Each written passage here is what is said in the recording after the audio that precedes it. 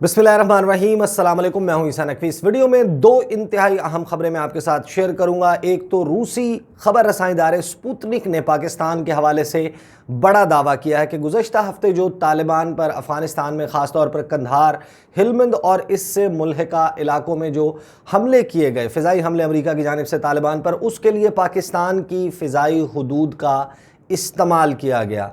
ये दावा किस बुनियाद पर किया गया, इस रिपोर्ट में क्या कहा गया है और अगर ये बात सच है तो पाकिस्तान को क्या नताइज का सामना करना पड़ सकता है, इसके हवाले से मैं बात करूंगा। और दूसरा, आपको मालूम है कि अफगानिस्तान की सूरत हाल किस तेज़ी के साथ तब्दील हो रही है। 9 अगस्त को वज़ीर-ए-आज़म इमरान खान की ज़ेर सदारत एक इंतहाई अहम इजलास हुआ इस्लामाबाद में, जिसमें पाकिस्तान की सिविल और अस्करी क़यादत मौजूद थी और इस इजलास में इंतहाई अहम फ़ैसले हुए।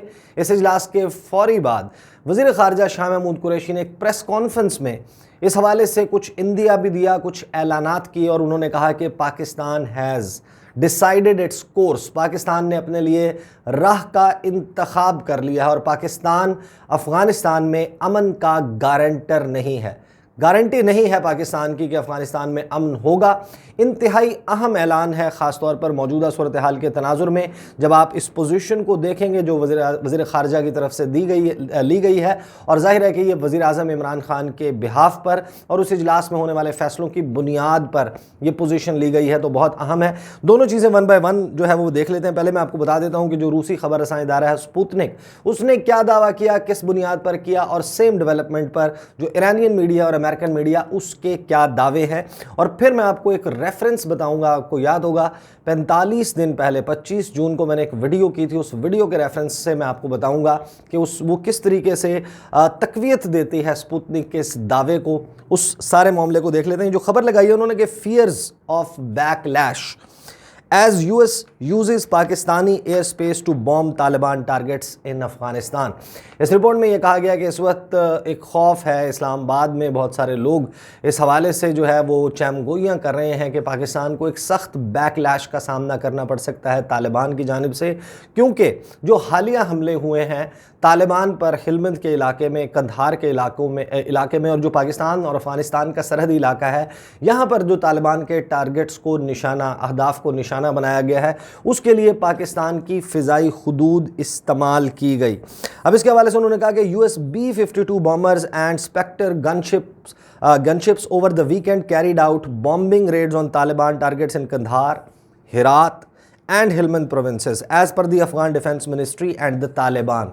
यानी कि ये जो हमले हुए थे इसको अफगानिस्तान की डिफेंस मिनिस्ट्री ने भी इनको कंफर्म किया कि जी ये हमले हुए हैं और तालिबान की जानिब से भी तस्दीक की गई। इसके हवाले से जो द टाइम्स है अमेरिकन जरीदा, उसने लिखा कि American aircraft have been using an airbase in Qatar to fly these missions, कि ये जो तैयारे हैं ये कतर से उड़ान भर रहे हैं और उसके बाद वो नहीं बताते कि ये किस तरीके से अफगानिस्तान पहुंचकर इन टारगेट्स को निशाना बनाते हैं। उसके बाद ईरानियन मीडिया के हवाले से इन्होंने कहा कि Iranian media reported back in April that the US was basing its B-52 bombers in Qatar to support the troops withdrawal process which is set to conclude by 31 अगस्त।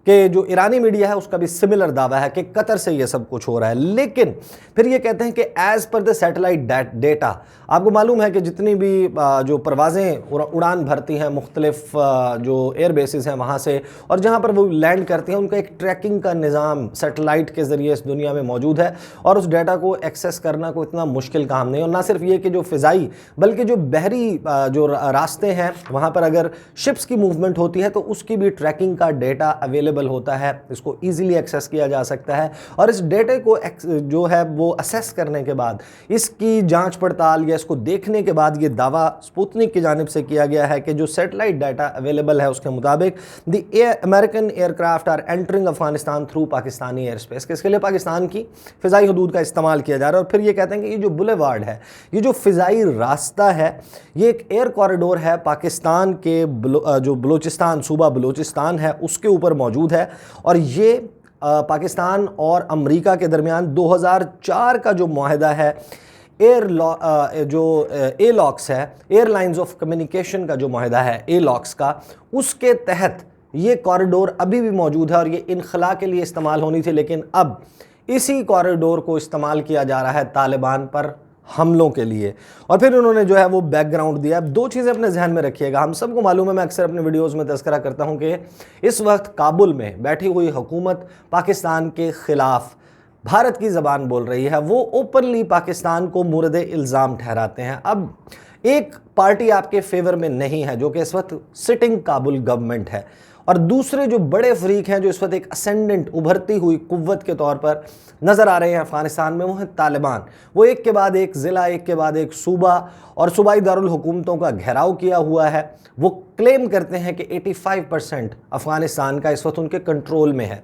ये सूरत हाल इस तरह कब तक चल सकती है? जाहिर है कि ये मुज़ाकरात की मेज़ पर बैठेंगे, और मुज़ाकरात की मेज़ पर जब भी बैठते हैं या टॉपल होती है हुकूमत, गिर जाती है अशरफ गनी की, तो लामहला तालिबान अगर मुकम्मल तौर पर भी इक़्तिदार में ना आए तो भी एक बात तय है कि वो एक पावर शेयरिंग फार्मूला के तहत एक मेजर स्टेक होल्डर होंगे। उनका एक बड़ा असर व रसूख होगा काबुल में मौजूद इंतज़ामिया और हुकूमत पर, उनका बड़ा हिस्सा होगा इसमें। अब एक पार्टी आपसे ऑलरेडी नाराज़ है और दूसरे जो फैक्टर जो इस वक्त उभरता हुआ कुव्वत है, अगर आप उनको भी एयर स्पेस का इस्तेमाल करने के बाद इजाज़त दे देते हैं इन रेड्स की, तो ज़ाहिर है कि पाकिस्तान को एक शदीद बैकलैश का सामना करना पड़ सकता है। जिस वक्त पाकिस्तान ने माजी में अमेरिकन वॉर ऑन टेरर को ज्वाइन किया, हम सबको मालूम है, वज़ीर-ए-आज़म इमरान खान समेत दीगर पॉलिटिशियंस इसके हवाले से बरमला बारहा कह चुके हैं कि पाकिस्तान ने 70,000 से ज़ायद जानों की कुर्बानी दी, $150 अरब से ज़ायद का नुकसान पाकिस्तान की मईशत को हुआ, क्योंकि उस वक्त जब पाकिस्तान ने अमेरिकन वॉर ऑन टेरर को ज्वाइन किया उसका बैकलैश पाकिस्तान में आया था। अब इस किस्म की जो रेड्स हो रही हैं उससे दो चीज़ें वाज़े होती हैं कि अगर तो ये वाकई इस किस्म की सूरत हाल है, तो रेड्स तो कन्फर्म है, रेड्स में इजाफा, जो एयर रेड्स हैं, जो एयर स्ट्राइक्स हैं, उसमें इजाफा वाज़े तौर पर ये इशारा करता है कि अगरचे अमेरिका ने 31 अगस्त की डेडलाइन रखी है और ये कहा है कि हम 31 अगस्त तक अपना इनखला मुकम्मल करेंगे। जाहिर है कि अमेरिका इतना बेवकूफ़ नहीं है कि जिस तरीके से उसने बगराम बेस को रातों रात खाली किया और जितनी तेज़ी में उजलत में वो अफ़गानिस्तान को छोड़कर गया, ऐसा लगा कि जैसे फ़रार हो रहा है। उससे एक बात जो है वो उसकी जानिब इशारा मिलता है कि अभी ऐलान नहीं किया गया अमेरिका की जानिब से, लेकिन लगता यही है कि जो ऑन ग्राउंड उनके ट्रूप्स मौजूद थे वो या तो मुकम्मल तौर पर उनको अफ़गानिस्तान से निकाल लिया गया है या फिर अब वो निकलने के बाद ऐसी जगह पर मौजूद हैं जहां पर उन्हें तालिबान की तरफ से किसी भी बैकलैश का ख़तरा नहीं है, उनको टारगेट करना आसान नहीं है। वो किसी ऐसे मकाम पर काबुल में, बंकर्स में, एम्बेसी कंपाउंड में मौजूद हैं जहां से उनका इनखला, अगर कोई एमरजेंसी सिचुएशन पैदा होती है, वो भी आसानी से मुकम्मल हो सके। इंतहाई अहम डेवलपमेंट है। दूसरा पहलू जिसका मैंने तज़किरा किया था कि जो वीडियो मैंने की थी 45 रोज़ पहले, उसका टाइटल था eyes on China, US and India flex their muscle in Indian Ocean. इसमें मैंने आपको याद होगा कि मैंने ये तज़किरा किया था कि जो अमेरिकन नेवी है उसके मुख्तलिफ फ्लीट्स इस वक्त दुनिया में तैनात हैं और वो मुख्तलिफ जगहों पर अमेरिकन सो कॉल्ड इंटरेस्ट का, मैरीटाइम इंटरेस्ट को सेफ गार्ड करते हैं। जो 7th फ्लीट है वो South China Sea, Pacific Ocean और part of Indian Ocean region जो बहरे हिंद है उसके कुछ इलाकों को भी जो है वो कवर करता है, वहाँ पर अमेरिकन इंटरेस्ट को सेफ गार्ड करता है। चीन के ख़िलाफ़ जो साउथ चाइना सी में हम अक्सर देखते हैं वो 7th फ्लीट की जानिब से गड़बड़ की जा रही होती है। इसी तरह जो उनका 5th फ्लीट है वो बहरेन में स्टेशनड है। वो बहरे जो आबनाए हुर्मुज़ है, जो पाकिस्तान के साहिलों पर अरेबियन सी का इलाका है और जो इंडियन ओशन रीजन का मगरबी हिस्सा बनता है, इस तमाम इलाके को 5th फ्लीट जो नेवी का है वो ओवरसी करता है।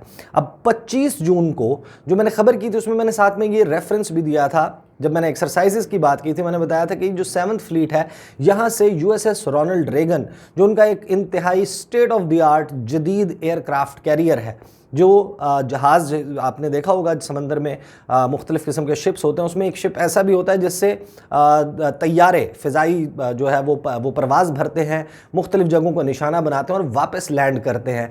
ये जो एयरक्राफ्ट कैरियर है इसको मूव किया गया जून के महीने में और इसने ज्वाइन किया 5th फ्लीट को। अब अगर आप जाकर क्योंकि मैंने बताया कि डेटा अवेलेबल होता है, कोई भी शख्स जाकर अगर वेबसाइट के ऊपर USS रोनाल्ड रेगन का नाम लिखे, कोर स्ट्राइक ग्रुप जो है CGS, या आप लिखेंगे इसकी कुछ डिटेल्स आ जाएंगी, इसको ट्रैक करने की कोशिश करें, आपको मालूम हो जाएगा कि पाकिस्तान के साहिलों के करीब जो इंटरनेशनल वाटर्स हैं वहाँ पर ये स्टेशनड है। ये डाटा एटलीस्ट जो इस वक्त सैटेलाइट डाटा अवेलेबल है उसके मुताबिक।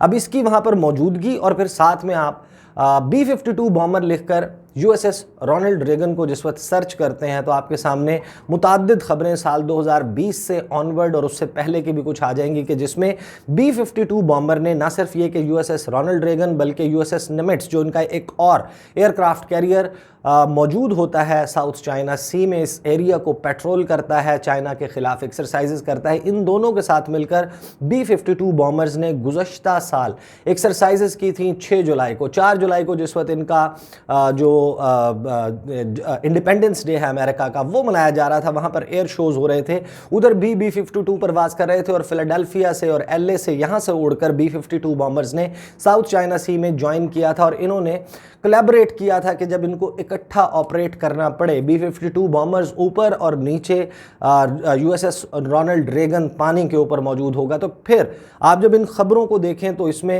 अगरचे पाकिस्तान की तरफ से अभी इसके ऊपर कोई ऑफिशियल रद्द-ए-अमल सामने नहीं आया। पाकिस्तान के दफ्तर खारजा इस वक्त अभी तक खामोश है। पाकिस्तान के जो इंटर सर्विसेज पब्लिक रिलेशंस है उसने भी अभी तक इसके ऊपर अपना मौक़िफ़ सामने नहीं रखा। लेकिन एक बात तय है कि Pakistan as a matter of state policy ये बात कह चुका है कि पाकिस्तान के अफगानिस्तान में कोई फेवरेट्स नहीं है और मिलिट्री टेक ओवर की मुखालफत करेंगे और तालिबान बाकायदा मिलिट्री टेक ओवर अफगानिस्तान का करते हुए नजर आ रहे हैं। तो ये तो मामला था जी। मैंने कोशिश तो की है कि मैं बहुत क्विकली इसको रैप अप कर सकूँ, लेकिन दोनों बहुत अहम खबरें हैं। दूसरा मामला मैंने आपको बताया कि 9 अगस्त को वज़ीर-ए-आज़म इमरान खान की सदारत में इंतहाई अहम इजलास हुआ इस्लामाबाद में, जिसमें पाकिस्तान की सिविल और अस्करी क़यादत मौजूद थी। वज़ीर ख़ारिजा शाह महमूद कुरैशी मौजूद थे। इसमें जो नेशनल सिक्योरिटी एडवाइज़र हैं डॉक्टर मोईद यूसुफ समेत जो अहम तरीन नेशनल सिक्योरिटी के महकमे हैं उनके सेक्रेटरीज और आला ऑफिशियल्स हुकाम मौजूद थे। इसके हवाले से 3 मरतबा दफ्तर खारजा के जो कवर करने वाले रिपोर्टर्स हैं मुझ समेत उनको दावतनामा भेजा गया कि वज़ीर ख़ारिजा शाह महमूद कुरैशी प्रेस कॉन्फ्रेंस करेंगे 2 बजे, 2:15 बजे, 2:30 बजे। लेकिन ये इजलास तवील से तवील तर होता गया और वज़ीर ख़ारिजा शाह महमूद कुरैशी की जो ब्रीफिंग है वो तकरीबन 4:30 बजे के करीब जाकर 4:15 साढ़े 4 बजे के करीब जाकर दफ्तर खारजा में शुरू हुई और वहाँ पर वज़ीर ख़ारिजा शाह महमूद कुरैशी ने वाशगाफ अंदाज में कहा कि Pakistan has decided its course. Pakistan ने अपने लिए राह का तयन कर लिया है, रास्ते का इंतखाब कर लिया है। क्या कहा गया अफ़गानिस्तान की जानिब से क्विकली रीड आउट करूँगा सो दैट टाइम बहुत ज़्यादा ना हो जाए। 6 अगस्त को अफ़गानिस्तान की सूरत हाल पर सिक्योरिटी काउंसिल की खुसूसी ब्रीफिंग हुई। आपको मालूम है कि अक़वाम मुत्तहिदा सलामती कौंसिल में उसके हवाले से वीडियो भी कर चुका हूँ।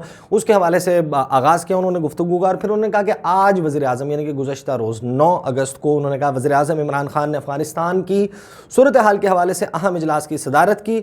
हमारे ख्याल में हमें सलामती कौंसिल के इजलास में बुलाया जाना चाहिए था। हमने इस हवाले से बाकायदा दरख्वास्त दी थी लेकिन इसे तस्लीम नहीं किया गया। अगस्त के महीने में जब सिक्योरिटी काउंसिल की सदारत हिंदुस्तान को 1 माह के लिए सौंपी गई तो हमने वाज़े किया कि हिंदुस्तान ज़िम्मेदाराना रवैया अपनाए, मगर सिक्योरिटी काउंसिल की मुस्तकिल मेंबरशिप, आपको मालूम है कि जो इंडिया है वो इस वक्त एस्पायर कर रहा है कि उसको अक़वाम मुत्तहिदा सलामती कौंसिल की मुस्तकिल रुकनियत मिल जाए और उसके पास वीटो का इख्तियार भी आ जाए। उन्होंने कहा कि उसने ज़िम्मेदारी का मुज़ाहरा नहीं किया उस भारत ने। हमारा किरदार अफ़गानिस्तान में मुआवनत का है, हम अफ़गानिस्तान में अमन के गारंटर नहीं हैं। पाकिस्तान ने यह वाज़े कर दिया है कि पाकिस्तान से ये तवक्को ना की जाए कि पाकिस्तान ज़िम्मेदार है। पाकिस्तान की गारंटी जो है वो इस बात पर है कि अफ़गानिस्तान में अमन होगा। पाकिस्तान इस बात का ज़िम्मेदार नहीं है कि वहाँ पर अगर इस वक्त मुख्तलिफ ग्रोह जो हैं वो मुताहरिब ग्रोह हैं, वो एक दूसरे के ख़िलाफ़ बरसरे पैकार हैं अफ़गानिस्तान में। फिर उन्होंने कहा कि पाकिस्तान समझता है कि अफ़गानिस्तान के मसले का हल अफ़गान फ़रीक़ों के मुज़ाकरात में है। उसके बाद उन्होंने कहा कि बदकिस्मती से दूसरों की नाकामी का मलबा पाकिस्तान पर डाला जा रहा है। अफसोस है पाकिस्तान को कुर्बानी का बकरा बनाने की कोशिश की जा रही है। हम बार बार कह चुके हैं कि अफ़गानिस्तान में हमारा कोई पसंदीदा फ़रीक नहीं, अफ़गानिस्तान के मुस्तकबिल का फ़ैसला अफ़गानों ने करना है। फिर बहुत अहम बात करते हैं, वो कहते हैं कि हम अफ़गान क़यादत के बेबुनियाद इल्ज़ामात को यकसर मुस्तरद करते हैं। हमने अफ़गान वज़ीर ख़ारिजा को इस्लामाबाद में मदऊ करने के लिए दावतनामा भिजवाया था। पाकिस्तान अफ़गानिस्तान में किसी फ़ौजी कब्ज़े के हक़ में नहीं है। अमन कॉन्फ्रेंस जो आपको मालूम है कि अफ़गानिस्तान के हवाले से पाकिस्तान कर रहा था, वो अशरफ गनी के कहने पर मुलतवी की गई। स्पॉयलर्स अफगानिस्तान में भी मौजूद हैं और अफगानिस्तान से बाहर भी मौजूद हैं। अशरफ गनी की इंतज़ामिया के ऊपर नाम लिए बगैर ये बात भी कर दी और साथ ही भारत की तरफ भी इशारा कर दिया वज़ीर ख़ारिजा शाह महमूद कुरैशी ने। और फिर उन्होंने कहा कि पाकिस्तान बहुत अहम खबर और अहम डेवलपमेंट कि इस वक्त पाकिस्तान और अफ़गानिस्तान की सरहद पर 98% काम मुकम्मल हो चुका है, जो खारदार बाड़ लगाई जा रही थी, जो तार लगाई जा रही थी, और ये पाकिस्तान की सिक्योरिटी के लिए बहुत अहम है। इसके हवाले से मैं तफसीली वीडियो कर चुका हूँ, आप बहुत सारे लोग जो हैं वो देख चुके होंगे। फिर उन्होंने कहा कि इस फेंसिंग का मकसद जो है वो गैर कानूनी तौर पर आने वाले अफराद को रोकना है। फिर वो बहुत अहम बात करते हैं, वो कहते हैं कि अफ़गान मुज़ाकरात कामयाब हुए तो सेहरा अफ़गान क़यादत के सर होगा, कि अगर ये कामयाब हो जाते हैं मुज़ाकरात, मसले का हल हो जाता है, तो इसकी जो क्रेडिट है वो अफ़गान क़यादत को मिलेगा। लेकिन साथ उन्होंने ये भी कहा कि अगर ये मुज़ाकरात नाकाम होते हैं तो नाकामी का सेहरा भी अफ़गान क़यादत के सर होगा। इसमें पाकिस्तान के ऊपर इल्ज़ाम तराशी नहीं होनी चाहिए। पाकिस्तान की जानिब से कोई अभाम नहीं है, पाकिस्तान अपना किरदार अदा करता रहेगा। हमने सिमत का तयन कर लिया है जिस पर हम कायम रहेंगे। पाकिस्तान पर अफ़गान मुज़ाकरात की नाकामियों का मलबा डालने की कोशिशें जारी हैं। हमारी तरजीहात वाज़ेह हैं। CPEC जो है वो पूरी दुनिया की आंखों में खटकता है। फिर उन्होंने इंतहाई अहम बात की, उन्होंने कहा कि जो सरीना हमला हुआ कोयटा में, आपको याद होगा, दासू, जौहर टाउन और कोयटा हमला जो दोबारा आपको मालूम है कि हुआ 2 रोज़ पहले, उन्होंने कहा कि इस हमलों की ये जो हमले हुए हैं ये साजिशों का शाखसाना है कि जो पाकिस्तान के ख़िलाफ़ CPEC, BRI और पाकिस्तान और चाइना की फ्रेंडशिप को डैमेज करने के लिए ये किया जा रहा है। ये वज़ीर ख़ारिजा शाह महमूद कुरैशी ने कहा। उन्होंने कहा कि जो काम है CPEC के मंसूबों पर वो जारी रहेगा। गुफ्तगू उन्होंने सिलसिला अली खेल के हवाले से भी की, जो अफ़गान सफ़ीर की बेटी हैं, और वो गुफ्तगू मैं क्योंकि गुज़श्ता वीडियो में बहुत तफसील से बता चुका हूँ कि पाकिस्तान ने क्या किया और चुप साध लिया उस वक्त से अफ़गानिस्तान ने। बहुत अहम डेवलपमेंट है, वो भी बहुत सारे लोग देख चुके होंगे। एक जुमला मैं बता देता हूँ जो सिलसिला अली खेल के हवाले से उन्होंने कहा कि जब अफ़गान सफ़ीर की बेटी का मामला सामने आया तो मुझे दुख हुआ क्योंकि हमारी अपनी अक़दार हैं, मगर जब तफ्तीश के बाद हक़ाइक़ सामने आए तो वो सूरत हाल के बरअक्स थे। हमने दयानतदारी से तहकीकात की और जब अफ़गानिस्तान के सफ़ीर को वापस बुला लिया गया तो हमने कहा कि अफ़गान हुकूमत अपने फ़ैसले पर नज़र सानी करे। दोनों बहुत अहम ख़बरें हैं। पाकिस्तान की जानिब से वाज़ेह तौर पर यह ऐलान किया जाना at a critical point in time, और दूसरा स्पुतनिक का जो दावा है पाकिस्तान का दफ्तर ख़ारजा, पाकिस्तान का ISPR इसके हवाले से क्या मौक़िफ़ सामने रखता है, और अगर ये एज अ स्टेट पॉलिसी ये फ़ैसला कर लिया गया है तो फिर वो जो बैकलैश जो एक्सपेक्टेड है उससे बचने के लिए, उसके तदारुक के लिए क्या इक़दाम किए जा रहे हैं। ऑब्वियसली ये तमाम चीज़ें बहुत ज़्यादा ब्लैक एंड वाइट में नहीं आती, ग्रे एरियाज़ मौजूद रहते हैं। इस हवाले से कोई मज़ीद डेवलपमेंट होती है इंशाल्लाह आपके साथ शेयर करूँगा। अगली वीडियो में आपके साथ मुलाकात होगी। मुझे इजाज़त दीजिए। अल्लाह हाफ़िज़।